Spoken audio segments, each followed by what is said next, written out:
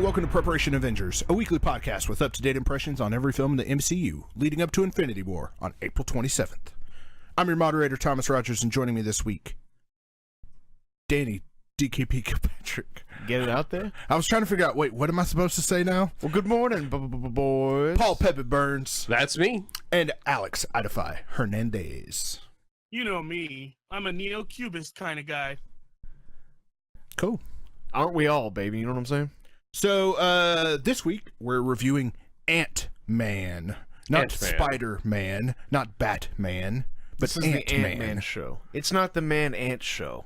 This is my favorite show. And we have to Because call it's Paul Rudd's show. it's the Paul Rudd show. We have to call out the fact that this movie did a good job of making fun of its own name. Right? It You really guys did, remember yeah. the poster for the movie? That it was just like a big white poster, and then there was a really, like the logo was big and normal, and there was a little really guy. tiny Paul Rudd on it. Yeah. Yeah, that was great. So a few facts about this movie. It was released July 17th, 2015. It had a budget of $142 million. To compare it, Thor, the original Thor, had a budget of $150 million. So, you know, I would say one of the lower in budgets for a Marvel movie. It had a box office return of $519 million compared to Thor's $449. So, it's on the, like, anything after the first Avengers performs way better than $500 million, except for Ant-Man. It'll, you know, $519. So, not too great, not too bad. To be honest, kind of expected. Like Ant-Man, Doctor Strange, these are kind of obscure characters. Well, for now. For now. I mean, I'm hoping they blow up, man. 'cause Black these Panther's are- kind of been an obscure character too, and that's, you know, clearly not the case with how well that's performing. This film was directed by Peyton Reed. Gesundheit. Bless you. Sorry Good about health that, to you. boys. He's also directed Bring It On, Ooh. the cheerleading movie. He also directed Yes Man. That's that Jim Carrey movie where he was like, I've got to say yes to everything. Yep, that's it. And like, imagine if imagine the poor moment where someone's like, have you ever been gangbanged by about 200 men? And he's like, ooh. No, the question would be, do you want to be? Yeah, and he's like, ooh, yes. He also directed The Breakup, which was Vince Why did Vaughn they and get this Jennifer guy to Aniston. direct? Oh, wait. Remember, they had Yes, that's they right. had Edgar Wright supposedly going to be the one that directed it, but he didn't like being forced to, like, you know, he didn't want Falcon in it and things like that. He didn't want it to be filled with Marvel references and He things wanted like it that. to be fun, like an Edgar Wright movie. And too bad. Which for anyone who we doesn't ended know, up with a movie that isn't for anyone who fun. doesn't Just know kidding. Edgar Wright, of course, I've you got it on here. Okay, Yeah. cool. So outside of movies, Peyton Reed's also he's directed a lot of like sketch comedy stuff. He directed some Upright Citizens Brigade episodes or sketches. He's done some Mr. Show with Bob and David. He did some Weird Al Show stuff. And I'd have to say that this movie showed a lot of that humor. for sure. Okay, well, It did you feel like a lost me with sketch. Yes Men and all that, but you brought me back with, you know, Mr. Show, and He also did the Back to the Future animated series. He directed a few episodes of those back in the early 90s. This movie was written by Edgar Wright, Joe Cornish, Adam McKay, and Paul Rudd. 4 writers on this.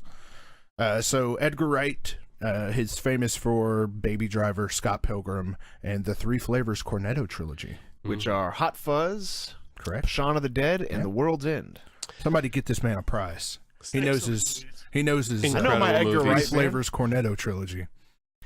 A lot of people don't know that it's referred to that, though. So I thought, you know, just I thought I'd do due diligence. Make No, sure. I appreciate it. Joe Cornish, who is also one of the writers, he wrote Attack of the Block. Have you guys seen that? Mhm. Very cool British. I have alien not. Is it invasion any movie. good? Yeah, It's really good, and it's really action oriented, which Yeah. is It's fun. It's a story told through physical action, and that is so much. It's such a pleasure.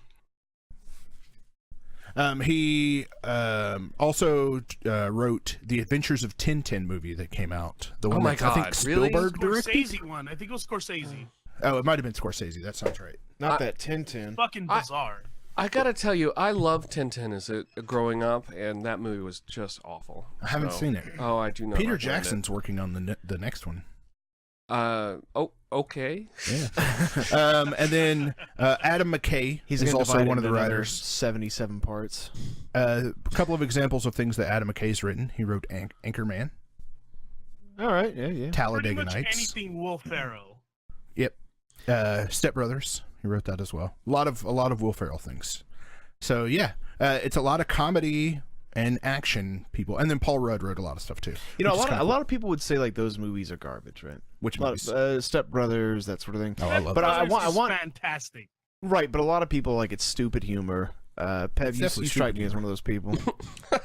I will say that it's not my focus, but Anchorman 2, of all things, actually won me over. I never saw part 2. And I went back Anchorman 2 is real funny. and I watched Anchorman 1, and I was like, oh, yeah, I'll give this credit. Now, I've never gotten to Talladega Nights. I've tried Talladega to Nights is enjoy good. it. What about Step It's Brothers? really Step good. Brothers is good, but it's Okay. good in like the trailer park kind of a way. Yeah. And that Yeah. works for me. For Now, sure. I don't mean snooty people. I mean like people who forget that there was a period of dark times where movies like Date Movie and Epic Movie were coming out.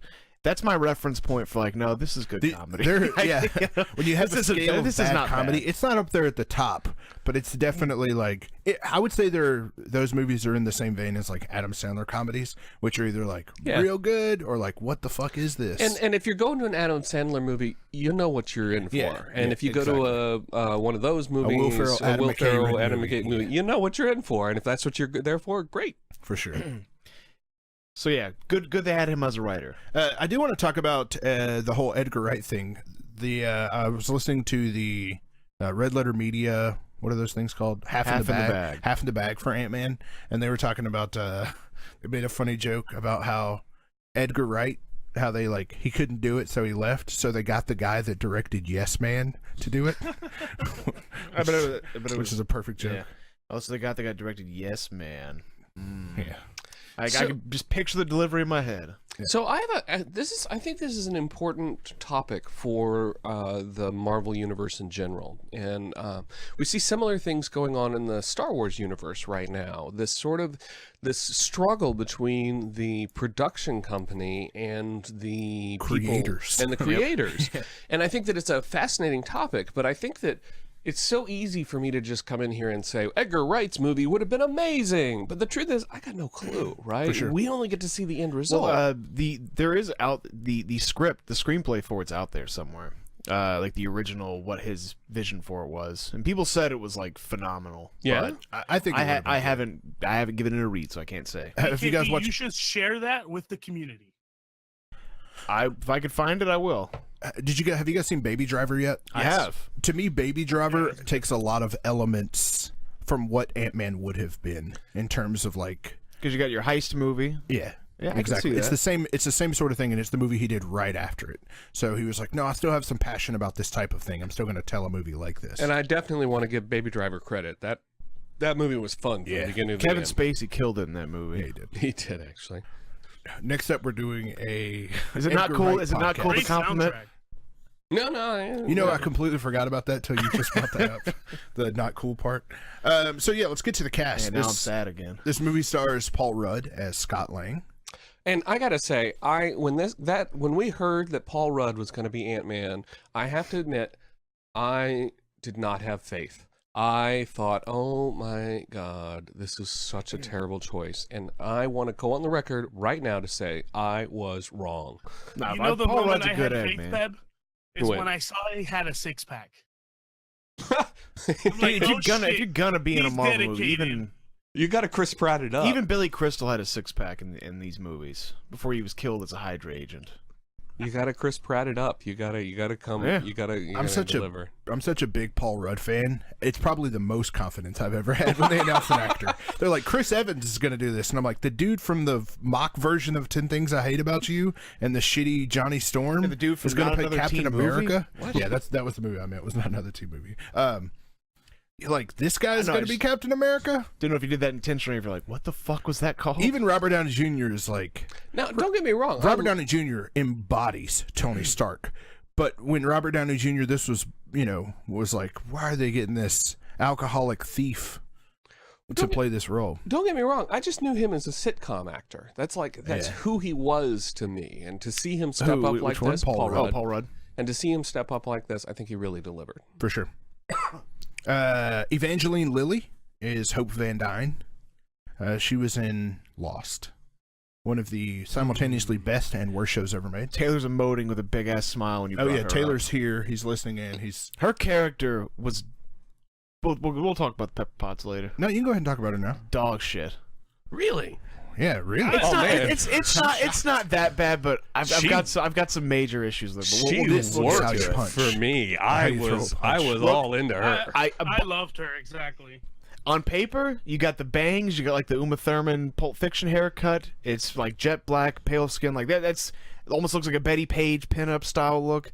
On paper, it should be exactly where I want it to be. But Not a big Evangeline Lilly fan. we'll get no, just some shit about her character. Like, okay, one thing when she's like, It sounds like about after her, my yeah. mom died, I learned karate. And it's like, what the fuck? What correlation does that have? Hey, Shit like that. Like hey, that. now that made- Elektra has the exact same storyline, and it but like, worked as far as fine. she knew, like, oh, my mom died in a plane crash. Better learn karate now. I don't know. Everybody deal has with their own grief grieving and- methods. yeah. But no one said anything in the movie. They were like, oh, naturally, you learn karate after a family member dies. It was Yeah, of probably course. if I had to take that moment in, I would probably think she used that as a metaphor for she now has to deal with problems herself and not her family. All right, so I got to say, shout out to Paul's Peb's mom. I'm glad that you didn't die, even though At it least may you mean that I preemptively could have did been that. turned into a superhero. There you go. Yeah. I get what you're saying about that. I think that- We'll discuss it more later. I don't want to derail us. No, you're during the good. intro here, This is a but- good time to talk about characters. I feel like it is anyway. But I do want to say, maybe if Paul Rudd made that joke, that would have landed more. I think it would have. No, that's where I felt like it's like, is no one gonna question that? Like they said it like so naturally. Like, yeah, after your mom died, you learned karate. It'd be like, what? I was like- karate? I remember being like, what? But yeah, Corey Stoll plays Darren Cross. He's the bad guy. Exactly. I don't like that guy. It just like there's something just fucked off about like just the way he All right, looks. but I got to give him I don't credit know. for He's good, but- He is literally that guy at work that annoys the fucking shit out of you. And if that was the role that he was meant to play, he played it well. And so, while I found him to be incredibly annoying, I think that was his purpose. The Marvel movies generally have this problem of like not handling villains well. It's been something we've dealt with through the majority of these movies, so it's not too surprising. I thought he was a petulant child, but I felt like that's what his character was. So I can't. It was intended to be like, why didn't you share this information with me? I was your fucking number one pupil. I'm gonna do it on my own. Yeah, well, We gotta we will get to that part. Go ahead, DKB. You didn't like his hair? Go ahead. his hair. It was his lack of hair. I thought this character is almost redeemable if he just had like Goldilocks luscious style locks. hair. Like, you know, just like, had- you just know, had you know some the lady dreadlocks. blowing the Stop. Ricola horn if he had her Wasn't hair. appropriate Stop. Position. Stop right there. If you add golden locks to this guy, you know who he is? He's the bad guy from Iron Man 3. If you've ever seen, well, yeah, kind of. Have you ever? Okay, I've have you completely ever seen the forgotten who the bad concept guy art is for in this? Iron Man. Originally, he had Michael B. Jordan's haircut, and it looked fucking pretty rad, like from Black Panther. But Your problem For what is his for- hair? yeah, oh, absolutely. That's awesome. Bobby Cannavale plays Paxton, who is the guy who's taking over his role in his family's home of being a dad. He's the cop, you know. Oh yeah, of the fucking discount Ray Romano. I think he was in Boardwalk Empire. He was, and he was rad as fucking Boardwalk. Was he Yeah, also he in was. Mad That's really Men? good. He might have been. So he had a really hard job, which was to be a redeemable asshole, right? So you had to hate him at the beginning of the movie, and you had to love him at the end of the movie, and that's a tough job, and he pulled it off. That's fair. His character in Boardwalk Empire is a complete badass, though. Awesome. Yeah, a real bad. If you guys have not watched Boardwalk Empire, I would highly recommend it. Anthony Mackie plays Sam Wilson. You know, got a brief, nice little cameo. Great Judy fucking cameo. Judy Greer plays Maggie Lang, his ex-wife. I like Judy Greer, man. Yeah, me too. She's great in Arrested Development, which is like, say goodbye to these, Michael. She keeps showing him her fucked up ass titties. You kiss these puppies goodbye, Michael. Abby Ryder Fortson plays Cassie Lang, his daughter. Michael Pena plays, or Pena? I'm going to say Pena. Actually, Idify, help me out here. Tortilla. P-E-N-A. Pena. Pena plays Lewis. We got to call him out. He was amazing. Oh, no, he's one of the, to have Paul Rudd in this movie and to like have someone who is funnier than Paul Rudd. Yes. I'm not sure if he qualifies to be referred to as like a character actor, but like he kills it. He's usually like the supporting comedic relief. But every time he does a fucking phenomenal job with that. So yeah, when This he's one was talking no about the exception. different wines and stuff, that was brought up. like, earlier. because I don't like reds, but they had this one. Yeah, no, it was Yeah. great. This rosé. Yeah, It's it was a rosé. rosé. David Dastmalchian plays Kurt. He's like the Russian dude who's in the. I have to party. admit, the other guys in the crew, I had a hard time keeping track That's of what I was them. gonna say. Michael Pena's character, great. I The could other give two- a fuck about the other two guys. I like T.I. T.I. though. Yeah, exactly. T.I. plays Dave. He did. He's the guy who had to hit space, right, or enter. Who's T.I.? He is a rapper. Okay. What's the So I'm appropriate not- term? I'm We not talked very about this before on the show. rappist. Is it a rapper or a hip hop It's artist? rapist. What do you I call think them? he's a rapper. Okay, a rapper. Tasty has an opinion on this topic. He thinks that it's he says it's rapper. Hip hop Yeah, anonymous. he's definitely a rapper. He pop anonymous. Wood Harris plays Gale. Who the hell was Gale? Yeah, I don't know. I'm trying to remember now. Anybody remember Gale? That dude. Oh my god. Sorry, Wood Harris. We did not catch you in this movie. No, I'm thinking of the dude from Breaking Bad. I'll Gil say this: Beneke or when I put whatever. this document together, I definitely remembered who he was because I was like, "Yeah, he's worth crediting." And here I am, like, not remembering. I still. Oh, Don't know he's who the that other guy in the is. party, right? I thought that was T.I. Yeah, I thought that was. Oh, really? There's two black dudes in the party, right? In the heist party. No. Oh God, you guys are making me feel like a racist. It's because you are. Everyone knows that. All right, moving on. Haley Atwell returns as Peggy Carter for the opening scene. Yeah. John Slattery returns as Howard Stark. John Slattery is awesome, and you should all watch Mad Men. Yep. He is, but I gotta say, he's not my favorite Stark. He's the cop's He's not in partner. the. He's Okay. not in the. He's Oh, yeah. There No, were- there he were was two- fine. He You're was not great. racist. My- Check it out. Oh, I Hey, feel better. you've redeemed yourself. And then Martin Donovan plays Mitchell Carson. Mitchell Carson's the one that Hank Pym slams his or punches him in the face. No, he slams his face into a desk in the beginning.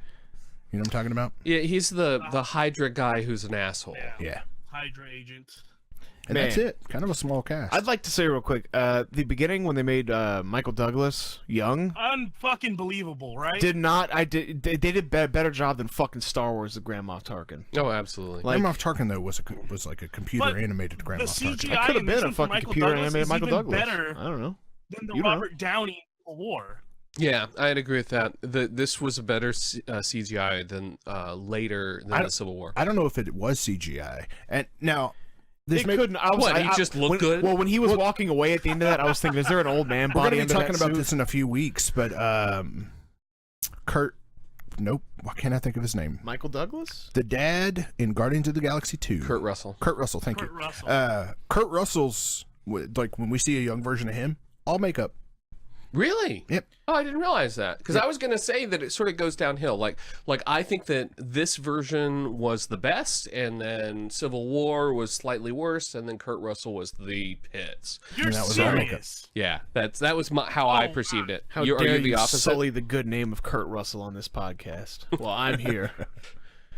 So yeah, that's pretty much it for the cast. DKP, what is the plot of Ant-Man? This is gonna be short and sweet, because if I'm gonna describe this shit, it sounds fucking stupid, and there's not a lot to it. So, Ant-Man is about this dude who creates this shit called like the Pym particle. He named it after himself. He's like, "Hi, I'm Hank Pym, and it's my Pym particle." Suspension of disbelief. Indeed. And I don't know, just like shrink shit. And he's like, "But this is the power that can't fall into the hands of anybody. My Pym particle." So Tony Stark's like, "Give me the Pym particle," and he's like, "I ain't gonna give you the Pym particle." And then he punches Gary Shandling. And then let's see, it zips forward like 200 years, and then you got who's the bald guy? What's his name? Guy. Bad guy. Darren Cross. Darren. There you go. He's almost recreated the Pym particle.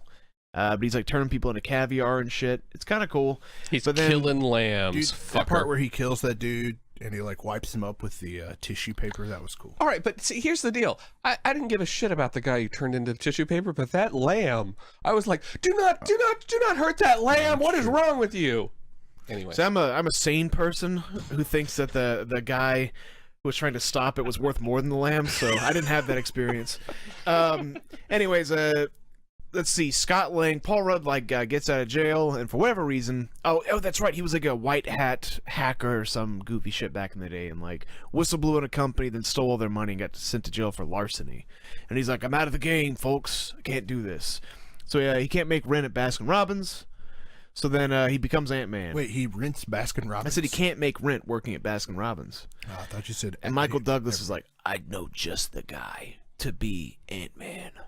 So then he sets up this weird bit where, I mean, you can just go watch Michael Pena's, he tells you all about it, about how it happens, and gets to him where he's got to do this last final job, which is stealing the not Pym particle from Darren Scott. And that shit basically happens. And that's the end of the movie. As he steals it. that's actually a good point. Yeah. They sort of set the movie up, and then the end happens. Yep, they set the pins up, they knocked him down, and it was fucking, that's it. Cool. And in the meantime, many brave ants died. Yeah, dude, you were worried about that lamb. What about Anthony? That's true.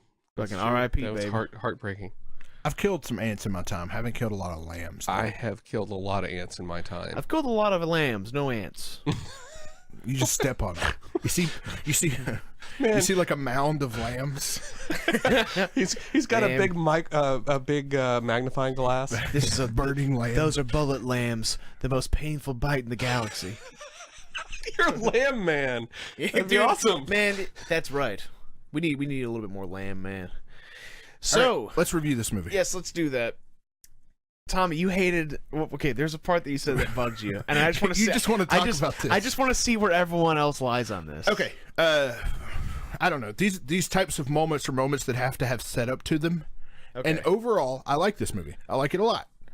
The first time I saw it, I was a little bit disappointed with it, but this time, and pretty much any time I've seen it since, it's like, okay, it's a scaled down version. You don't have to know or care about anything that's happening in the Marvel Cinematic Universe to have an appreciation for this. So it's a decent movie. Paul Rudd does a pretty good job, all that kind of stuff. But one of the things that bothers me is how serious Michael Douglas's character, and pretty much every character except for Paul Rudd, feels about controlling ants. The whole concept of like using a device that allows you to communicate with ants, and like his house being filled with all these different types of ants, and like moving sugar cubes. Michael Douglas is like, I'm going to show you how cool I am by moving these sugar cubes, and you'll be able to move sugar cubes with ants too. I think it's a little silly. So I'm sorry. It took me out of the movie a little bit. Any scene involving like moving the ants, spinning quarters, or anything like that. That's fascinating. So I had exactly the opposite experience. The first time that I saw this movie, it was such a ride. It was so much fun to see him shrinking down. It was so much fun to see him falling through the floors and that weird apartment complex where you go through a bathtub and end up on a dance floor. End up on a dance floor. That so worked for me. And like in the theaters, man, I was in for that ride. And that ride when they were getting into the place where they were going to do the heist, and it was just like, we're going down the water. I agree with everything that you're saying right now. It was such a ride. But my second watch through at home, where I was looking at it with a critical eye, I found that it didn't have as much depth as some of the other MCU movies, and that left me feeling that's what DKP likes about it. A little interested, a little wanting towards the end of it. Yeah, That's exactly what I like about it. What do you think about the ants bit? The ants, I love that it fit into the motif of the Honey, I Shrunk the Kids theme. Yeah. It just but that doesn't have anything to do with. No, but it's in that Go world, ahead. and it doesn't have anything to do with, in relevance of what's going on, but I just love that it just gave me that, that old school vibe, Honey, I Shrunk the Kids. Didn't one of the characters in that movie was a friend with an ant? That was what? Yeah. Yes, Yeah, in the- Honey, I Shrunk the Kids, one of the characters did amazing make scene friends. that, like, even though I'm not a huge oatmeal cream pie fan, that movie made me love oatmeal cream pies. For the ants, like, And eating in it and regards shit. to the ants and the heist, it kind of made sense that he would use ants because literally ants can get everywhere. So All I right, loved it. so I have one comment on the ant. Fleas can challenge. also get everywhere. Right, but I have one comment on your ant challenge, and I think But there's that not a variety of ants. Of the fleas. distinction between There's some flea expert out there losing his mind. Just to put, I want to add a little bit of perspective in this conversation. We're about to have a discussion / debate on ants. yes, but here's In this- here's my argument. And Ant-Man? Of course we are. Here's my argument on the ants. The difference between David Cross, our enemy, and Yes, David Cross. Is it not David Cross? It's Darren Cross. Darren Cross, We okay. got what you're saying. So the difference between Darren Cross and our heroes, Michael Douglas and Paul Rudd, whose names in the movie are really irrelevant, the difference between those two forces is that the Paul Rudd / Michael Douglas came to live within the small world and be a part of it.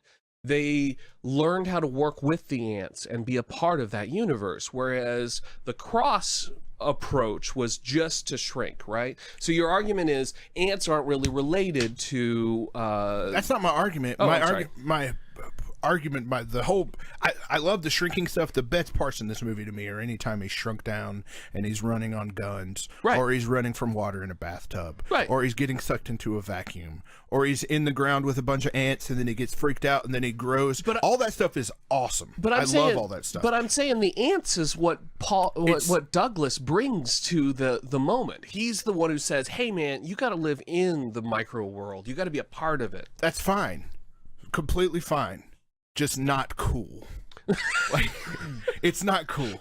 And the movie plays it up to be, and like I said, with Michael Douglas having this very, very, very serious, like, approach to everything that's going on, his whole character and demeanor and all this is very, very serious. True. And he spent his whole life making a pin particle that allows him to shrink and allows him to accomplish all these amazing things. And then they have this whole thing where it's like, and I wear this little fucking earpiece that allows me to make these ants create mountains for me to climb on. Okay, I want to give my opinion on it. Just real quick, I also really loved how Darren Cross also had a massive amount of yellow jackets that followed him around, and he could control those. I thought all that was That really was cool, too. rad Yeah, as that fuck. was I cool. love that. So you were saying real quick, Just a Adam? question: what would you have liked to see otherwise, Major Tom? I would have preferred if they didn't have ants in the movie. Like, you can have ants. I know that The title is Ant Man. Okay. Let's. No, you're thinking the same thing I am, DKP. How many spiders are in the fucking Homecoming? How many fucking bats are in every Batman movie? But you're like, are you trying to take bats out of fucking The Dark Knight? The Dark Knight couldn't stand on its own without all the bats in it. Tommy, that's actually both your examples are bad. There's one Spider-Man, and pretty much most Spider-Man movies. And there's Batman, What spider was in- Batcave, a lot of the one bats. What spider is in How Homecoming? about this? Spider-Man How about Homecoming. this? How about there's this, boys? How many Black Panthers are in Black Panther? A lot. Yeah, there's I don't all- remember seeing a single fucking one. all his Anytime he like dads tripped turn out, into yeah, there was a part where he goes to a tree. And Not there's a any bunch of Black real Panthers. fucking. I mean, How real many- Black Panthers. No, how many Black Widows do you see with the Black Widow? Okay, now you've cracked the code. I'm just saying, like, You've cracked the code. the That's whole best- idea of that's the best basing a now. character on an animal, it does not mean that movie has to have a shitload of that animal in it. And that has to be a plot point. And I get it. Yes, his character does it in the comic books. Great. Yeah, his character uses these things in the comic books. But there are things that are in comic books that are not in the movies, and the movies still work. and So vice versa. I never considered it from Pev's perspective, which I'd say like it's a neat perspective to look at it in. I'm in the middle, where I think that it's goofy and stupid, but I think the movie's aware of that. Oh, like, true. Example, the example that I use is when he's like, "Would you like some tea?" And he's like, "Yeah, okay, sure, I'll take some tea." And then he has, instead of just passing him the sugar, he has the ants pushing the sugar, and Paul Rudd's like, Yeah, "No, I'm okay." Like, what the fuck are you doing?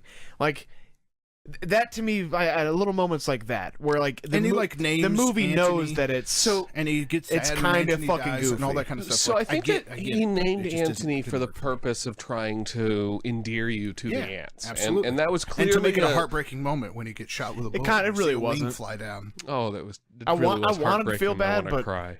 Anthony didn't get enough screen time for me to care. You think I about him. cried at the end of Coco when Anthony died? It was over. And Anthony couldn't get It his was moon all over. pies. No one was leaving their moon pies anymore.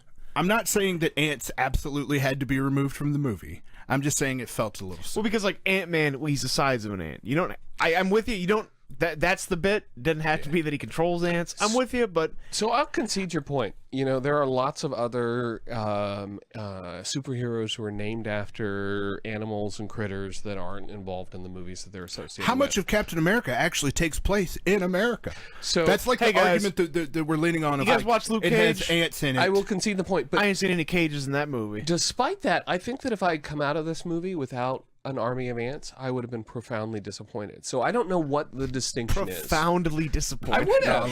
love I think that But that's true to the character, though. Like he works with ants. That's like saying, "Oh, what's that? I want Iron Man without his armor." It's That's not why I like said that at earlier all. there are things in the I don't comic think books it's- that Squirrel exist in all Girl the without comic any books squirrels. that don't exist in the movies, and vice versa. There's stuff in the movies that's just not in the like. There are things that exist like Like I that, said, and I that's thought fine. I thought And it was to be goofy, honest, but like, it didn't. It added to it because it was goofy. I'm gonna say This is a fun movie. yeah, you had to concede goofy with a shrinking. It's like Honey, I Shrunk the Kids. Sometimes you have to know. you have to concede and say, I get it. Fucking Hydra is trying to take down the Winter Soldier. I'm just kidding. I'm not going to go down this path again. I listened to that podcast last night and I got really, so really mad. salty. I'm so salty about that. Fucking average 8.4. Hey, just to be fair, Idify did hit me up and was like, hey, I want to change my Captain America Winter Soldier score. Yeah. Well, I tough thought shit. about it. It's Let's not move really. forward. Well, just real quick. No, and I got to defend it. It's in the end, it's not really about Hydra. It is mainly about Bucky and Cap's story. So yeah, I changed my score. I would have given. I would have given Winter Soldier I more don't more think you points can if there had change been your ants. score. Oh, If it's already they- been We done. haven't discussed it yet. If there had been ants in it, then I would have given it more points. But If there had ants in it, 10 out of 10. It'd have been a 10. You know, I would have liked Winter Soldier a lot more Guys, if it there was actually more took place in the winter. winter. Final word again The movie on didn't Winter take place in the Soldier. winter. Shit. You want to do the final word again on Winter Soldier? No. All right. I was bringing it up as a joke. I don't intend Well, for it to it's go places. snowballing quick. So, DKP, you start these fires, right? what are you talking? I didn't bring that No, shit up. but when the moment I'm like, let's review this movie, you're like, all right, let's have Tommy talk about the fact that he doesn't like ants, so we can all fucking. bash him. I thought We know it'd be- it's coming. Listen, I thought it would be interesting I think to it talk was a good talk place about to start with it. if you thought it was too goofy or whatever. I'm right there in the middle with you. I don't even disagree with you. So here's one point where I'll follow up. So I think that those ants worked better in the theater than they did in my home viewing experience. Those ants were a good experience for surprise.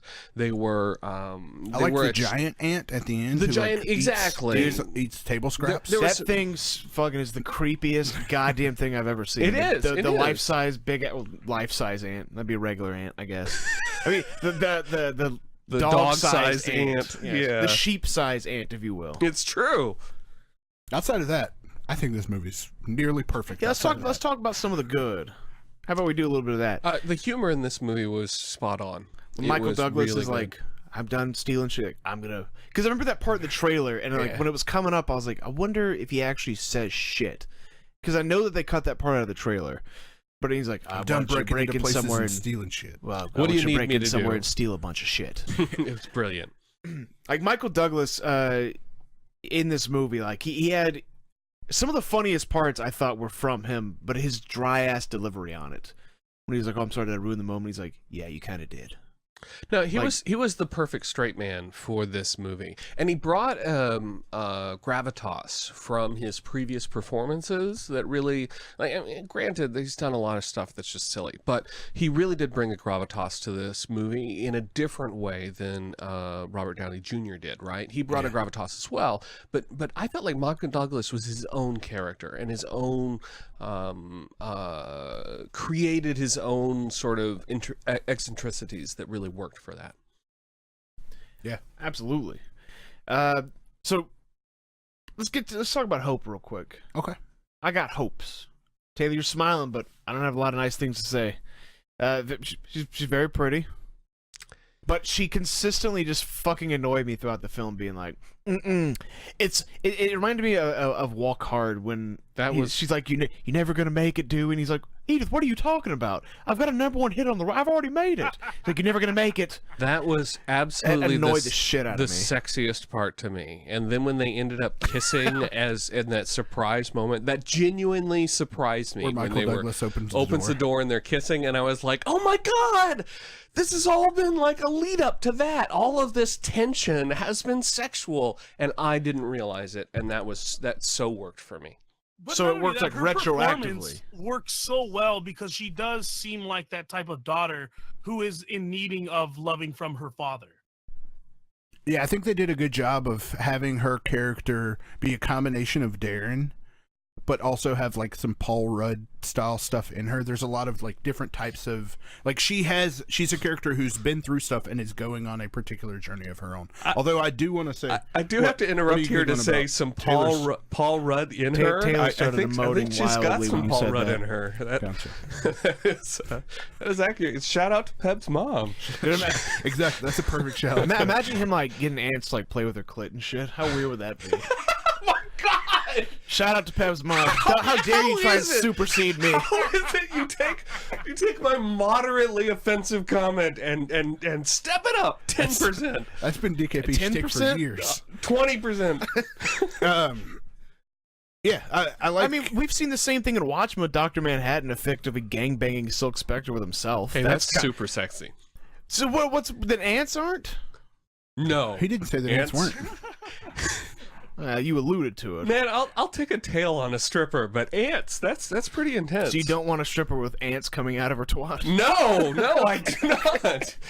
All right, well, you know, I guess me neither. I do think that there are some like forced movie moments, like I would say the majority of moments that's like, oh well, this seems like it was a forced thing just to add a little bit of drama or whatever to it. I feel like a lot of those types of things involve her, where it's like she doesn't know what actually happened to her mom, and there's this entire life that she's lived.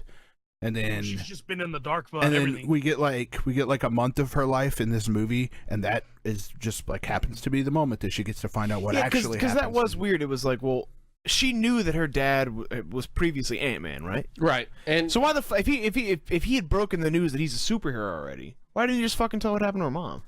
Well, clearly that's a big deal. I think he was avoiding. So I think that So this is the point that I think that the movie could have done better on. I think that it didn't do as well as it could to sort of tell this story, but I think that her father was refusing to accept it as well. I think that he wasn't talking about it because he didn't want to have to deal with it emotionally, and I think they didn't do as good. Well, it a did job say of that he just like fucking took off afterwards. So yeah, maybe. And then they try to explain it as, you know, I was trying to research the thing, but I think that really what was going on is that he just couldn't cope with the fact that his wife had died, and that he did a bad job of providing support for his daughter in that situation. But I think that in a way, I think that it was very sweet to me that his daughter was able to see that him trying to help Paul Rudd connect with his own daughter was a way of him making up for his own failings as a father. I thought that was a bit on the nose, though. You know what I mean? Like a bit like there was no subtlety to that. Like comparison. That was kind of my issue with her character overall. Is that, like I said earlier, a lot of her scenes involve this like. A lot of her scenes are supposed to be where a lot of the drama comes from. Yeah, like her character is there for the purpose of a lot of the big dramatic moments, and it wasn't all that handled. stuff is it's not handled as well as drama has been handled in other Marvel movies. Which, to be fair, the whole like shtick of this movie is like we're gonna get Edgar Wright to do it, and it's gonna be a fun and silly heist movie, which is great. It's just, I'll say this: in Baby Driver, comparing Edgar Wright stuff, the serious moments in that movie are very, very good. Yeah. So, and that's sort of the point, I think, is that the drama itself is not bad. I found that her story was interesting. I just don't think it was told very well. Yeah. So, what'd you guys think about the actual like plot as far as breaking in and stealing the suit? Stealing a bunch of shit. Well, because this is what I kept thinking, like, Why didn't you just shrink down the whole building and just get rid of fucking everybody? Like, call in a bomb threat, you just shrink down the whole goddamn thing, and boom, you're fucking good. So Because they're like, we have to destroy it because he still has the data, but we're gonna destroy the servers that are on site. So, I mean, you could have just done all that. Anyways. all right, if you're gonna start picking this movie apart for okay, plot should holes, we just not do it then? no. Yeah, But so here's I would sort of my ignore it. point.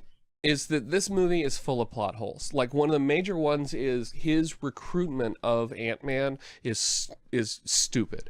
And I want that stupid recruitment of Ant-Man because it gives, what's his name? Michael Pena a chance to tell his story, which I thought was so wonderful. But the truth is that if you're Michael Douglas and you're trying to recruit Ant-Man, this method of recruiting him is stupid as fuck. And so that plays into this heist, which is also stupid as fuck. Given the powers that they had, the solution that they came up with is quite frankly absurd. That being said, I fucking cheered out loud in the movie when that tank came bursting out of that building. I mean, I was just disappointed they didn't drive Just it away. even the setup for that scene was amazing. He had these keys with a tank, and I'm like, oh, you know something. that tank's coming. And so while I concede the point that that their solutions were stupid as fuck and that there were much more elegant solutions that they could have used, the story that they told of these people having this experience was such a fun ride that, like, I'm willing to let it go so that I can ride that Disney ride. You know what I mean? Oh, totally agree. Totally. This like Honey, I Shrunk the Kids, this also had very strong elements of Ocean's 11. It's a stupid movie. Wait, did you but say at the like same Honey, I time, Shrunk the Kids? Yes. Yeah, but you didn't I'm not feel like talking about I Shrunk Ocean's Wait, 11 Honey, I and Shrunk the Kids Kids the has a same lot movie? of Ocean's 11 elements to it? I'm saying I in need the to rewatch that comparison, fucking Me too. This movie had elements of Honey, I Shrunk the Kids, but it also had elements of Ocean's 11. It's a stupid movie, but at the same time, it's just fun to watch. The character dynamics between everybody is just fantastic. You know, we keep bringing up Honey, I Shrunk the Kids. You boys remember when they made that That's a movie? great When they made that movie, Honey, I Blew the Kids. Nope, that didn't exist. Yes, it did. Fucking. It was Honey, I Google Blew Up the Kids, but Google it. I swear to God, that's not how I was remember talking it about going. a porn. Yeah, Unironically, you're talking about a porno, like a porn parody Yeah. or something. no, there was a legit movie where the baby got super huge, but I thought it was yes. Honey, I Blew, the Kid. Up the Kid. Honey, I Blew Up the Kid. Okay, never mind. We can move on then. Critical word But up. I don't remember that. Okay, Also a good movie. Yeah. was it? Up was, yes. Ah, man. Let's see. What else about Ant-Man? There's a there's a lot that goes on in this movie, but it's mostly just it's quality though, like throughout. But I don't know what else to fucking talk about. So I want to call out little scenes like I'm backing up, we're just backing up. That was brilliant and funny. Which and scene is that specifically? It's when they were going in, we're going to save Paul Rudd. We're going to save him. Here we go. And then his house is surrounded by police. And then they're surrounded by Oh, police yeah. and they go, okay, Oh, we're yeah. backing I up. remember that. We're just backing up. Backing up. We're backing up. And like that movie, like I can relate to those moments where you walk into a situation and you're like, okay, I'm out of here. And that's what this movie, I think, did really well. It's like running into a DWI checkpoint. Yes. You're like completely sober though, but you're still like, I got a bad feeling about this. No. So like, how can I do this without looking overtly sketchy? There was when one my- scene in this movie where it was the infiltration scene during the Hank Pym building, and Michael Pena just knocking all these guys out. And I'm like, what the fuck? How is he knocking everybody out? And then it clicked to me. Oh, in the first fucking opening of the movie, he mentioned he knocked out that guy in prison. I didn't even think about it. That's a good Why did he callback. do that? Yeah. I did like got the that scene scar. where they were trying to evacuate the building, and he's running out. He's like, "Oh shit, that dude that he knocked down." He went back to Yeah, save he him. went back and got him. I like when they're planning the heist, and he's like, when they figured out that he's going to be the security guard, he's like, "I'm going to be my guy's going to be a whistler." He's like, They're like, no, he's do like not RP. whistle. He's role playing this character like we it's Dungeons and Dragons. Then I we love cut to him and he's whistling. It was awesome. it. Yeah. So that's what this movie, I think, did exceptionally well. And I want to call out this movie also for having such a small cast. You mentioned it at the beginning, and I think that they did a lot with a small cast. And it did come off as a Marvel movie. Like, it totally had credit for it. And I know that Edgar Wright didn't want to stick the Falcon in there, but I gotta tell you, I loved the Falcon scene. I thought that really connected it to the other movies. It did, but it wasn't necessary. You It could have put wasn't. that piece of technology anywhere. Like But- that they were like, "Hey, we gotta have this piece of technology." but- Again, we're going back to what you were talking about with like, yeah, if you keep looking, you can find tons of stupid shit in this movie, Agreed, but yes. agreed. And that scene where he comes over out of the clouds and there's the big A on the top, and you're like, "Oh shit, I know this place." That was great for me. So, But not only that, so it that's worked for also me. a good scene to finish off his training. You know what I mean? He's finally ready to be the Ant-Man by taking on true. a fucking Avenger. That was great. Yeah, like his fandom of the Avengers too. Okay, that's one thing I definitely want to call out. It seems like all we're doing is just calling out either this movie or Peb's mom or good actors. We're doing a lot of call outs today. Yeah. Oh, no, No, that's shout the- out to Peb's mom. Yeah, We're gonna yeah. have the problem where when we score this movie, at least for me personally, my score is not gonna reflect this. Yeah, conversation. my score is not going to reflect my enthusiasm as I high very, as very it's much been. like this movie. But no, when I appreciated it so fucking much when he was like, "Why don't you just call them the Avengers? This sounds like a job for the Avengers." Oh my god, that was so satisfying. Because how many times have we brought that shit up? Like in Iron Man 3, where it's like, Yep. does no one else know this shit's happening? Why didn't they call Tony Stark? Like, they could have just had the one. Remember, and I've even said, like, if they just had one line being like, Tony, we can't get hold of Tony, whatever, just to be like, okay, due diligence. Your characters in the movie thought about it, but for whatever reason, you can't. And this movie, it's exactly what they did. They had the one line. And Paul Rudd's comedic delivery of that line, his timing on it was perfect. He goes, "Okay, I know exactly what we need to do in this situation." And he had just the pause he needed to go, "We need to call the Avengers." To just, it was perfect. And there's also the pinnacle of this movie, the Baskin-Robbins scene. Yeah, that's a great scene where that dude comes in and he's like, Can I get a hamburger? and he's like, "We don't do that. We only do cold stuff." And he's like, "What about a hot pretzel with some like hot mustard dip?" And he's like, "We don't do that." And then he talks to that guy dude and he's like, "Hey, can you come take care of this idiot real quick?"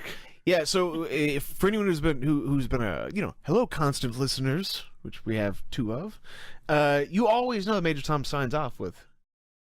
Let's hear Oh, it. sure. Baskin Robbins never. Oh wait, always finds out. Yeah, they never. I thought you were about to say Baskin Robbins never forgets. That was the joke that you made a couple of episodes ago. Oh, was it? Yeah. But yeah, like when his boss gets his fucking background check, it just the comedic timing of, oh no, you're definitely fired. You're definitely fired. Yeah, that was Like, perfect. But I gotta tell you, man, it's pretty fucking cool. I'm not gonna tell anybody, but if you want to get one of those, whatever he calls them, like tutti frutti. He's like, I'll avert my eyes. And you notice he got one too. He sure He did. was sucking on that thing as he was walking down the road. he was sucking on that thing as he was walking down the road. Got to make that money somehow. You know what I'm saying? I feel like this is not the best movie ever. It's definitely not. But it is so much fun to watch that I could recommend it to anyone. This is such a weird like podcast for me because I liked this movie pretty much through and through, but I don't know what to talk about. Like, it doesn't. None of it seems not memorable. But like, what scenes have we not hit on or not tore apart if we don't want to even start pulling the thread on plot holes? So one of the things we didn't we've talk hit about. One of the things we didn't talk about is the bad guy. I mean, exactly. for a specific reason. Okay, let's talk about this scene then. How about the fight scene between the two of them that like they go into the helicopter and then they're inside that The they're inside the disintegration scene. suitcase and the Cure is playing, and then we go to the scene where they're actually in their house and they're battling it out in front of his daughter's toys. So here's the thing. That was a very cool scene. That was- basically the shrinking scenes. That are was awesome. an awesome scene, but here's my challenge with it. In the theater, that scene was the shit. I was riding that ride. At home, I was like, okay, this is good, and I know where it's going, and it's all right. It did not have the same impact on me. I'm wondering why that is, though. Is it because you're watching it on a big screen and it just feels I think like they're so. in this huge world? Yeah. Well, I think it's not just that, but like I knew about the part with the Thomas the Tank Engine. Like, did not know about that part going into it. So like the gags in the middle of the fight scene, Hit on really repeat, hard. yeah, but not as much on repeat viewings. That was one thing as far as like plot hole wise. Just like the way that physics work in this movie with his weight and how like just trying to figure out like, okay, well, when he does punch things, like, but he gets hit by things and it's not the same like force. None of that makes any sense to me, and it seems very like, well, if it works for the scene, That's the way it works. But I will give him credit for the going subatomic scene. That actually kind of worked for me, and I was surprised. Like, that's a challenging thing to try and represent visually, and I thought that they did a pretty good job of that. That his experience of it seemed to match what it feels like when I've gone to the edges of my perception. So I thought that worked. When you've been edging for days. When I've been edging for days. Finally, like, exactly. it's time to. You guys ready to score this movie? Sure. I just want to say, well, never mind. That's another plot hole-esque thing. Let's not pull on that thread, boys. All right. You're like, I don't want to lower this score any more than. No, because like it's just like Pep was saying. Oh, we want to go there. We can go there, and it's like, well, okay. I do gotta say one thing though. Was I the only one that kind of really hated that kid's parents? Like, they were such assholes to Paul Rudd. Like, you could tell he wasn't a horrible dad. All right. Well, that's because Paul Rudd's the protagonist. If there is a guy who has been to prison and cannot keep a job and cannot pay his child support and cannot, like, do the things he needs to do to take care of his kid, and all his wife is asking him to do is get a job, get an apartment, pay your child support, then you can see your daughter. Nah. They're not being assholes. They're being very logical parents. And they were actually very understanding when he showed up at that birthday party, right? They could have been total dicks. They could have called the cops. They could have. There was all kinds of directions that could have gone. And what she said is, "This is unacceptable. We gotta have a different way of doing it." And I gotta give Paul Rudd credit for, or his character credit for, when he walked out of there, he said, "Okay, what are the things I need to do?" He listened to what she had to say. He made a plan for how he was going to do it. And it was a heartbreaking 3-year plan, but it was still a plan. He was still moving forward. And so I actually kind of got to give him credit for that interaction. I still have to argue that, no, they were assholes. Paul Rudd isn't, I mean, his character in the movie just wasn't a bum. Like, he wasn't a thief that was killing people and purposely, stealing from the poor. He was a complete Robin Hood kind of character. Yeah, but it's the bit where it's like, well, you should have thought of that. Yeah, but you should have thought of your family before you did that shit. Exactly. Agreed, okay, so here's the scenario. But then not everybody let's does say, that. And then for sure to they be don't. denied your kid is fucked up. It's, again, it goes back to this idea that, like, okay, let's say there's a scenario where I feel like, last job I had was at EA, and I feel like, you know what, EA's doing X and Y wrong, and fuck them over. You know what I'm going to do? I'm going to fucking blow that building up, and I'm going to destroy those servers so they can't take money from people anymore. You never and felt this way, by the way. Yeah, no, never. Okay, never. just and I do this thing. No, I actually have a lot of love and respect. Okay, for this EA. is a hypothetical, purely hypothetical, right? And then I decide to do this, and then I go to prison, and then I can't see my son anymore, like. And my wife is like, hey, you committed this crime and you went to jail and you can't hold a job down and you're sleeping on some dude's couch and you're doing all of these things. And my wife is like, no, you can see Ethan whenever you, like, get your life in order. I think that's completely fair, and I would not hold that against her. But if the story of that novel was called Thomas Rogers, then yeah, if you're looking at it from the perspective of the titular character Robin Hood or the titular character Ant-Man, then yeah, you're gonna have, like, everybody is the protagonist of their own novel, even the people who do crazy shit. But we still point people out. I think this could have been, like, resolved if they had one scene where, like, the stepdad was like, "Look, I know you're not a fucking bad guy, but that's not the point." Not really. DKP. They don't really have that scene. He goes, "I knew you'd fuck up again," and then he goes, "You need to get your shit together." Not like, "Look, I know you're trying." I don't remember that scene being in there. Taylor says it's in there. Taylor, come get on the mic and tell us. Set things straight, Taylor. And if you're talking, it's at the end of the movie, you can sit the fuck back down. Yeah, at the end There's of the movie, the section in the movie when they're going to the police station and they have that talk. There's definitely dialogue in there. I'd have to pull the specific clip, but it's. I remember him saying, "You're gonna break her heart." Okay, so like, why you did fucked we have up. Taylor on? I think that there's a. I think that that conversation happening in that movie. it was that it could. It doesn't mean it wasn't in there. Exactly. I think that that this topic was not. Okay, here's one thing that I will say: this topic was not handled. This was not the focus of this story, for sure. And because of that, I think that we didn't get as much attention to what everybody's intentions and motivations were. Right, and what but they were not doing. only that too. Like, okay, as you know, when you come out of prison, from what I hear, it's notoriously difficult to get a job. Right. And not only that, your kid also wants to see her dad. That's still a dick fucking move. Well, man, life ain't fucking fair. Like that's kind of where that goes. So I gotta agree with you, Idify, that this was heartbreaking, but I do think that everybody in the situation was trying to make the best of a bad situation, and I want to give them credit for that.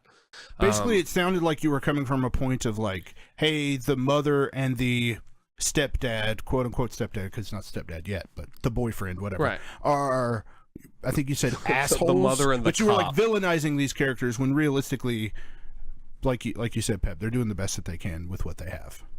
And I just find it I funny concede that the point that Ant him not being able to still see his doesn't have kid. a job, but yet he's the Ant-Man, so come to the dinner table now. Well, I think His new job is Ant-Man. What are you his talking new about? job is Ant-Man. That's his job. Okay, so let me get this fucking straight. You're saying that them allowing him to come have dinner, like supervised visitations, you can't buy into that, but they kept the giant fucking ant. All right, no, but I'm saying that Get in the outta here. beginning, the negativity of him showing to the party, which is also supervised, to the part at the end where he's now having dinner with them, is contradictory. so if No, we're but there was looking, an arc that happened between those two events. yeah, I felt like But that. not there with was. the parents. Yeah, there The was. parents Yeah, are the like- ones that not with the mother. Only No, after but- Did you he see? was Ant-Man. You may there have was missed it. difference. You may have missed it, but there was a huge scene that takes place in their house where he let's have saves his Taylor come in daughter's and life. discuss this. I'm sorry. Why do you want Let's Taylor have to come in Taylor and come in and discuss discuss it. So I'm fucking around. So Go if we're ahead. pulling this plot hole apart, this identifies the other All I'm plot hole that saying bugged the was- crap out of me. I just felt that they were being a little bit unfair to Paul Rudd. And to me, that perceived them as assholes. That's it. Fair enough. Fair enough. Yeah. What was the other plot hole you were talking So the about? plot hole that I found, or the plot hole that bugged the crap out of me and continues to bug the crap out of me, is the fact that Paul Rudd is not back in jail. He escaped from fucking prison. And so even if you concede the point that Step Cop, whatever his name is, even if you concede the point that Step Cop lied for him, then Step Cop and Paul Rudd should be in jail. So He lied for him, and Michael Douglas could have just been like, "I'm not going to press charges on like the, well, alle- it was the, his, the alleged his daughter, robbery." but yes. So, But I mean, still, you know. but the movie didn't If handle it. consequences and it are bugged important me. to you, I'm very excited to talk about the next movie with you. There you Because it is go. a movie of consequences. It is a movie. Of Let's consequences. score this. Let's score Yeah, this let's score it. piece. Totally. Idify, you want to go first? Yes, I believe I scored this movie. Wait for it. Popping up my spreadsheet. A I 10. gave it an 8.5. Wait, so you're scoring this movie before our conversations happen? No, I'm after I do my review. Tommy? I'm writing what my score is. Shut up. Thank you. I know exactly the fuck you're going with that. So let's go to DKP next. All right, I think I'm going to give this an 8.2. That's lower than I thought you'd give it. I mean, like, I'm really enthusiastic sounding about it, but like, 8.2 is a pretty good score. That's a, What did he give? I'd What did be he give happy with higher that. than 8.2? He gave Avengers, Avengers 2 2 an at an 8.3. He thinks 8.3. Avengers: Age of Ultron is better than Ant-Man, y'all. Yeah, I Around mean, here, maybe dude. a little on second watch through. Yeah, Yeah. I would have scored this higher the first time I watched it, but Okay, I like that. I'm It's gonna. better than Iron Man 2 according to DKP. So certainly is. I was going back and forth in my head from an 8.1 to an 8.3. I was jumping between those three: 8.1, 8.2, 8.3. I think I'm gonna go with an 8.3. 8.3. All right. So this is crazy to me because this was such a fun movie in the theater, and I want to give. And I think that the way to design these movies is towards the theater experience. That's what this should be focused on. I'm giving this an 8.7. I'm going to say this was a great theater experience, and for that, it deserves to get some solid credit and a solid B+. fair I enough. think we're all in the 8s on this one. We are. We were actually very similar. Yeah. Hey, Surprisingly. since we got Tasty here, can we ask him what his score is? Yeah, Tasty, what's your score for Ant-Man? After realizing that conversation happened, Oh, so the conversation did never happen. Oh, Are you sure? Did you just watch the whole movie? went through. Come on. Yeah, so I just went through every interaction where Paxton shows up with Scott, and that conversation never happened. Let's get a new fact until the checker, end. please. What are you talking about? He just agreed with you. Fact-checked himself. He agreed with you. No, So- I know, but Major Tom called him to fact check him. Yeah, he did. He did a good job. Well done.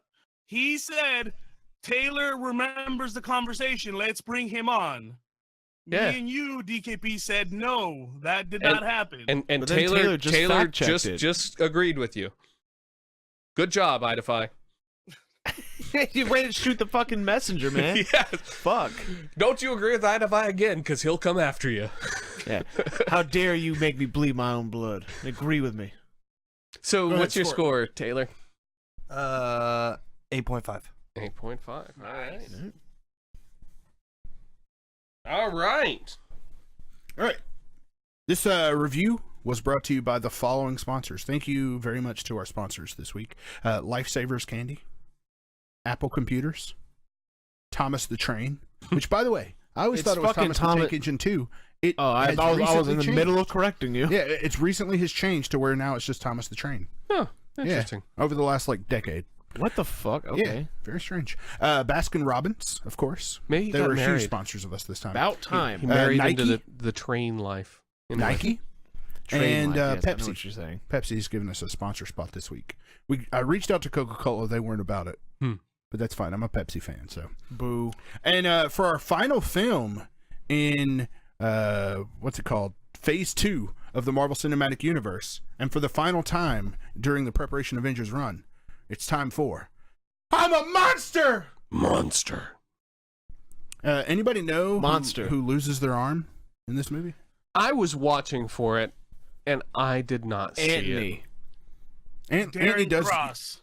It's Darren Cross. Anthony does lose a wing, and that's called out. Because I looked it up because I was like, I don't remember somebody specifically losing a hand in this movie. yeah. When Darren implodes at the end, where he gets all sucked up, the first Oh thing my that goes God. is his arm. Is his arm? Yeah. Oh, It see, goes first. I'm sorry. There's a little bit of a pause between him losing his arm and him getting completely sucked up. You gotta walk around with one hand for me to give you monster credit. For me to give you monster credit. Hell yeah. I've always wanted that Peb monster credit. Now I know what it takes. I need to walk around a little bit without a hand. That's exactly it. All right. Next up is Secrets of the Marvel Universe. Universe. Verse. Number 1, you are the most unenthusiastic piece of shit I've ever met, DKP. Now you're always very enthusiastic, but there are certain things that you're just like, I'm not buying into That's this. the joke on when I I'm not say buying into this. I do it different than Peb. I'm not buying into Universe. this. You better tuck that lip in back. Hashtag no apologies. Good cut on a tripwire. Number 1, Mitchell Carlson is from the comics. He's the guy that Hank Pym punches in the face. He's a former S.H.I.E.L.D. member who is supposed to take over the Ant-Man suit, but never does. He was trying to. He was trying to, yeah. So And- we got that. Yep. So it's pretty much kind of almost exact retelling. Number 2, we get to see the Triskelion, which is that building in Winter Soldier that they destroy. Yeah. And right when it was first built. It's like the S.H.I.E.L.D. base. Number 3, the Milgram Hotel is shown for a brief moment. And not that Milgram. I know, right? And that's based on one of the writers of a bunch of different Marvel comics, including some versions of Ant-Man, and he also did West Coast Avengers. His name is Al Milgram. Number 4, Antony is Ant number 427. Now, this one's kind of a stretch, but issue 27 of Tales to Astonish was Ant-Man's... oh my god. yeah. I'm actually excited to hear this. Issue 27 of Tales to Astonish was Ant-Man's first appearance, and then issue 47 of Marvel Premiere was the first appearance of Scott Lang. So they combined them. Yeah, so they combined the two. 427 is Antony. I did like the part where he's like, It's kind of a stretch, but they don't have names. He's like, they're ants, Scott. Like, it was Michael Douglas, but like, okay, now you're being ridiculous. But They're I'm ants, curious to okay? see. I'm actually curious in future movies if he names any more ants. Like, did he learn his lesson? Is he now going to name the ants numbers? No, the next one's going to be fucking Antonio. You heard it here first. When that happens, I want you to pull back up this clip. All right? all right, we'll do. You know, Alien Ant Farm, the band, they named their albums after ants too. Like Oh. one of their albums is called Anthology. It's just anthology. Of course. But yeah, all their albums are So like it's ant puns, you mean? yes. Okay.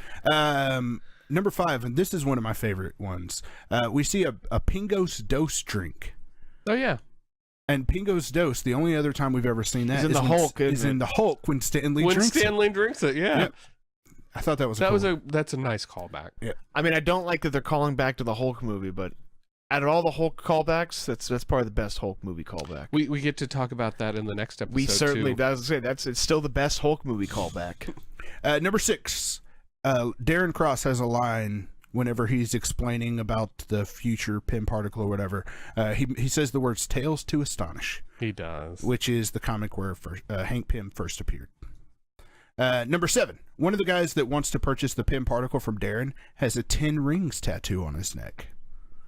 10 Which is rings, a of course. Mandarin Yeah, reference. Mandarin reference. Number 7, one of the guys that wants to purchase... Oh, I already read that one. Number 8, too busy dropping cities from the sky. That's a line that Hank Pym Yeah. has when he's asking about the Avengers. Too busy dropping cities from the sky. And then number 9 is... It's at the end of the movie when they're telling the story... It's basically the very end when Michael Pena tells that story and he mentions the wine stuff. And they're looking for... Somebody is looking for Antman, and he's like, it's doing that little bouncing around thing. And one of the lines is, we got a guy who jumps, we got a guy who swings, we got a guy who crawls up the walls. Yep. And that is, of course, Spider-Man. Spider-Man. Interestingly, this is before they got the rights to Spider-Man, so it was just kind of an interesting nod. They were hoping. Yeah, That's probably why they had to say it was 2 different guys, one who swings Yeah. and then one who crawls jumps, up the walls. one who crawls up the walls. And that's it for our secrets. Next up is our friend Stanley. Anybody remember the Stan Lee cameo in this? So this one doesn't stand out to me at all. I'm actually having trouble remembering it. I'd do you remember the Stan Lee cameo? Yes, he was a bartender. He was a bartender. Whenever they're telling that story, and Oh yeah, it's in the Pena retelling. yeah, it's in the Pena retelling, and he goes up to the Yeah. bartender, and he's like, "Hey, that's my girl. Isn't she crazy, stupid, fine?" And then Stanley goes, "She's crazy, stupid, fine." Oh yeah, no, I do remember that. I thought that was. I laughed at that part because I did Michael too. Pena's voice coming out of Yes. Stan Lee. Coming out of Stan Lee. Yeah, crazy, stupid, fine. Yeah. That was actually pretty funny. Yep. And then it's time for everybody's favorite segment, the post credits. Get out your fucking checkbook. Moment. Get out your fucking checkbook. We had 2. We had a mid and a post credit scene. We did. Anybody want to call one of those the mid or the post out? Well, the post-op scene was no. I'm thinking the mid one, where it's you get to see the origins of the Wasp. Yeah. Not to be confused with the Yellow Jacket. This is actually my favorite of the credit scenes. I thought that it did a really good job of getting me excited about future. I don't think that was the mid. It's the mid. Is it? I thought it. Well, Yeah, it's the mid. So it got me excited about future Ant-Man movies. It got me really interested. The Wasp has always been one of my favorite characters. She's in the comics. She's super she's very much Spider-Man like. She's got all the one-liners. She's very. I really enjoy her as a character. So it got me excited. I'm really into it. And she's beautiful. So And then we have a post credit I scene. kind of didn't like the mid-credit scene. And I'm Okay. going to tell you why. Because the whole movie is like, I'm trying to protect you. I can't lose you both. Then he's like, now get in this suit and Check go it out. and go be. There's an go be extra the compartment Wasp. in here that you It's like, didn't wait know a minute. was here. Didn't you wasn't your whole thought it fucking was bit cool. like, no, you can't do this? And then he's like, all right, now go do it. And He learned, just, man. Fuck it. I forget about it. He learned. He changed he grew as a character. Yeah, Yeah, did he? he did. I mean, I see why they have to do it, but I was just like, wait a minute. I thought you didn't want her shrinking and fucking up her mind or any of that shit. That's why you got Scott Lang to do it. But now that, Because he's expendable. but now you're like, nah, it's okay. You fucking go for it. I don't know. That's it. That had me questioning, but that's it. I think it's a valid concern, but it made sense to me. I'll say the post credit scene bothers me a lot more. So why?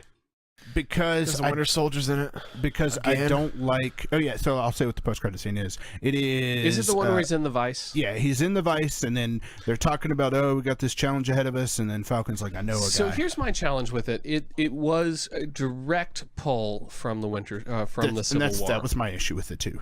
My Not issue, the last time and we'll they see do that, by the way. Nope. Oddly enough. It is No, not the we've last seen time it we'll see it, before, and yeah. it's we've seen it before, and we'll see it again, and I don't like those. I don't like when end or post-credit scenes, or mid for that matter, are just scenes from the future movies. Agreed. Because it takes away. We'll talk about it for the Doctor essence Strange. of We'll talk The about Doctor it, Strange yeah. one's one of the ones that annoys me the most. But we'll talk about it next And week to be when we honest, review they're cool. Civil War. They're cool until you watch the next movie and you see that scene in it and you go, man, I already fucking knew that. Yeah, exactly. I already saw Doctor Strange fucking fill up that dude's cup with beer again, which is awesome, but annoying that we saw it. I already saw him in that vice. Yeah, exactly. Anything that anybody else wants to add about those? Nope. One thing real quick, we're very spoiler conscientious. Specifically for Paul, he doesn't like watching trailers or anything. Y'all are like that. kind to me. I took a page out of your book. I stopped. Yeah, he doing hasn't that. watched the new Nice. Avengers trailer yet, and I've been every 10 minutes. I'm like, "Hey man, you ready to watch that Avengers 2 trailer?" I just been nagging him about it. So I want to say, Peb, you unfortunately have seen the trailer for Antman and Wasp, and what I'm about to say is not something that's in the trailer. Mm-hmm.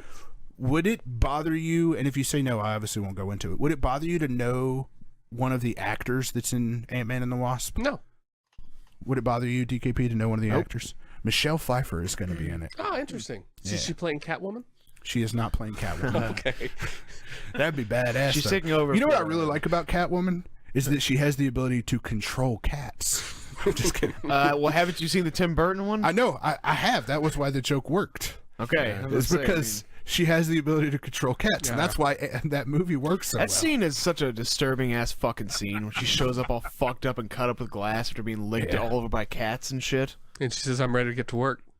I don't Hey, remember her Pat, I'm saying just that. I just remember her curious. looking haggard as fuck, near dead, covered in glass. That's I her. was like, ugh. Are you only not watching the the trailers for Infinity War, or does that count towards all the Marvel? So I don't watch any trailers intentionally, but if I go to see a movie and a trailer comes on before the movie, there's very little I can do to stop it.